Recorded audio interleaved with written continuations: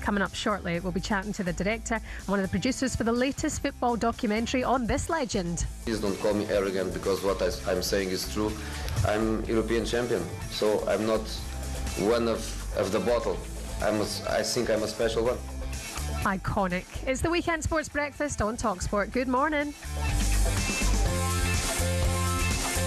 Morning to you. Yeah, Cass, we've been talking about our favourite sporting documentaries all show this morning. Everybody's been getting in touch about these. There's a huge one coming up for you on the 11th of August on Netflix. We've had the pleasure of being able to watch the early release. This one is on Jose Mourinho, coming out on Netflix on the 11th of August. Here's a wee preview. I was born in football. I live in football every day of my life. When I walk from the dressing room to the pitch, is the last moment where I think about the people that I love. After that, I am in another world. It's absolutely incredible. 3-part documentary here on Jose Mourinho. Miles Coleman, who's the producer on the show, is with us now. Good to see you. Hi, Miles. Hi, guys. Thank you for having me in. Thanks for letting us talk a bit about Jose Mourinho this morning. Yeah, a little bit to say on this guy. Well, I'm super excited, as Shaban is, because Shaban watched it last night. I saw quite a number of the highlights, and obviously I know his career as well. It's an incredible character. Just tell us a little bit of in-depth stuff with what you've done in the documentary, Miles. Yeah, so the idea was to make the definitive documentary about Jose Mourinho, kind of the bells and whistles. It's out on Netflix on Tuesday. And when you have someone who's had a career, I mean, as he says it in our film, he's been winning for 20 years. He's been managing for sort of coming up to 25. And before that, which we get into our documentary, you know, he's assistant at Barcelona. He's had this incredible career. It's like, where do you begin? How do you tell the story of a guy? You know, if you're a Chelsea fan listening to this, you could just listen. You could do 10 episodes on his time at Chelsea. I'm sure there'll be people in Portugal like, just give me the Porto story. And so what we try to do in our 3 episodes is not just do like the kind of the Wikipedia page version of Jose, went from this club, that club, signed that player. We try to answer the question, who is this guy, right? Who is this guy who's dominated headlines, who's dominated front pages, back pages? Some people love him, some people hate him, and some people love and hate him. And what we try to do is like figure out what makes him tick, what's made him so successful. And I hope we've got close to that. I hope that, you know, when people watch this, it doesn't matter if you've, you know, supported a Jose team or not, you'll watch our film and go, wow, I really get more about this guy than ever before. Well, I feel like it was a complete education in a way as well, Miles. But when you mentioned some people love him, some people hate him, the one thing that really stood out to me is how he's gone through his life feeling that nobody likes him, because his old man, his dad, was so idolised and so loved, and he almost had a bit of an insecurity. It seems when you watch the documentary that he always felt, nobody likes me, so I have to be extra special at this. Yeah, I think so much of his personality can be traced back to his childhood. Yeah. And what I love about that is he massively disagrees. He talks about it in the doc. He's like, he's not interested in people's childhoods. You know, he told us off camera once that he'd watched a documentary that we'd worked on about Boris Becker, but he fast forwarded the bits where Boris Becker was talking about his childhood and he just wanted to watch the sport. He just wanted to watch the action. And for someone who's basically made his job in sort of psychology, right? As a manager, you're a psychologist. He's remarkably, like he says, that's not what he's interested in. But I think, and like you say, like your question says, so stand out. Completely stand out. I think so much of his, like, you know, he talks about it in the doc about how his dad shaped him. And his dad was this beloved, sweetheart, nicest guy in the world. And he sort of said, well, I'm going to go the opposite way. I'm going to be the tough guy. I'm going to be the guy who you can't be hurt by criticism, who's going to take one for the rest of the team. I'm going to shoulder the criticism. So I mean, did you get a chance to interview his mum or speak about his mum? Because did his mum have them traits of her personality where she was way more demanding?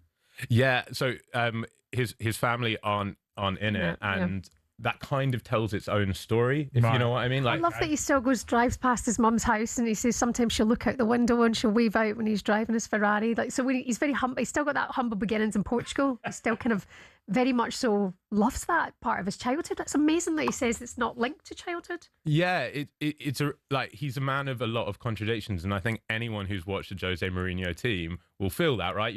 you'll watch Jose's teams battle out a 1-0, and then he'll do his press conference when he says, "Oh, actually, we played free-flowing attacking football."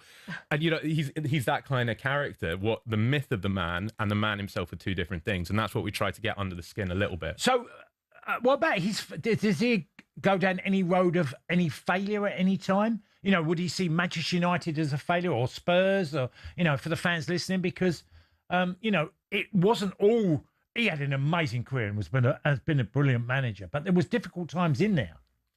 Yeah, there is a moment in the documentary when our director, Joe Coleman, sort of challenges him, you could say, on this, says, "What do you think about your later career?" And it was the most awkward silence I have. Yeah. Like, you know, people say you could cut it with a knife. You could cut that one with a spoon. It was. And then he says, and then he switches. He goes from this kind of, you know, real glare where you're like, oh, I know what it must be like to be dropped by Jose, because that glare is intense. And then he goes, I did it. I got to a European final with Spurs. And, you know, we've all heard the lines, right? Finishing second with United, great. So, you know, we get that. So, you know, to answer your question, did we get into the failure? No, but again, that's kind of the point with him, right? He doesn't say, "Oh yeah, I failed and that's my bad, that's on me." He doesn't admit to any sort of failures. Like, I'm a successful person. Like, what have you, like, the way he lists off his achievements, he's so confident in himself. How much time did you get to spend with him to make this show? And who was your favourite person to interview? Because it's littered with stars as well. Yeah, so we spent a lot of time with him. We spent hours and hours. I think we did 20 plus hours of interviews. And this isn't the case with a lot of documentaries, but he would have lunch with the crew. And you know, I'm talking like eating out of takeaway containers. And he would just come join us, chat. We'd go for dinners with him. So we spent a lot of time with him, and he was very generous with his time, and actually like quite down to earth. No airs and graces, no retinue, and you know, just would you know, when we didn't organize an interview, I just WhatsApp him. Are you free on this day? No. What about this day? Yeah, cool. Like, very, very down to earth and approachable in that sense. In terms of the players, I mean, it was just, we drew up this laundry list of all, and it was just all these players that the most magnificent footballers. And there are people who were just interviewing Zlatan Ibrahimovic and spending time with him. He's just the coolest guy. Yeah. He was just aura and charismatic. And here's the one thing that unites them all. They all have so much time for Jose. You know, I'm sure you guys will know this is not always easy to get hold of footballers and pin people down for interviews. These guys, you'd message them and they say, "For Jose, anything. Where do you want me? Time and place. Let's go." Yeah. He's got an amazing hold over them, and they've all got love for them. Even the ones with a complicated relationship. Well, he was the Messiah, wasn't he? If you take the Inter period, and obviously Chelsea, and I'd probably go Porto as well in there, that they followed him, and the players would follow him, and he signed players that he'd had previously before, and they would run through brick walls for him. Yeah, it is amazing. And I think the way that we do the documentary, we actually start with Chelsea, and then you go through his career, and we do a sort of last look back, and you look at him today in 2026, and when you look at him as a young guy in Chelsea, suave, cool, completely in control. You remember the aura he had. I remember as a football fan, I'm a United fan, I remember his Chelsea team, and I remember thinking, may as well give up and go home. United are never going to win anything again. This guy's got his sewn up. It was like he had just such a control on football, control on his players, control on everyone. I love his respect. I mean, as a Manchester United fan, you know, his love and adoration for Sir Alex Ferguson. He's in the documentary as well. And it goes both ways. I mean, he's got a hell of a lot of respect as well for Jose Mourinho. The archives, the footage that we see in this, even from him being a wee boy, from watching his dad play football, going through all of this, I just have to state the obvious. What a handsome man I mean, even now, but then, I mean, he's absolutely drop dead gorgeous. Yeah, which is really funny because like managers weren't cool, right? You got like nowadays half the managers in the Premier League are European, they're kind of suave intellectuals, but back at that point it just wasn't the case, and Jose completely changes the game. And one of the things you realize that he did was he says it himself, opened the door for coaches who were not top players. And you look at the Premier League now, you look at the managers we have now, most of them wouldn't be there without Jose Mourinho coming in and saying, "Listen, I don't have to be a Champions League winner. Point is, I'm really good at managing this team, and you can respect me even though I don't have the kind of the dressing room cred." But to your point, he does still have this chip on his shoulder, I think. Yeah. He still sees himself as an outsider. And, you know, if you look at, he respects some managers, but there are some managers he's had real feuds with, and Wenger and Benitez and many others. I still think he butts up against the managers where he feels, oh, actually they're in the establishment, they're in the club, I'm not in the club, and they go mano a mano on that. I mean, the amount of languages as well that he learned. When you see him in that inter-press conference, when he sits down and one of the journalists says, are you looking to bring in some Chelsea players? He said, why are you asking me about Chelsea players? And then he swears at him and the whole room erupts and he's got everyone in the palm of his hands. I mean, like say, just suave, smooth operating. Well, he was the king of the press conference, without a doubt. You know, I mean, I've been in a few with Jose, listened to him. I mean, I remember when he came into the News International building and literally there was loads of people wanting to see him, wanting to, you know, just catch a glimpse of him, and he had that character. Now, you may not want to answer this question, or you would, Miles.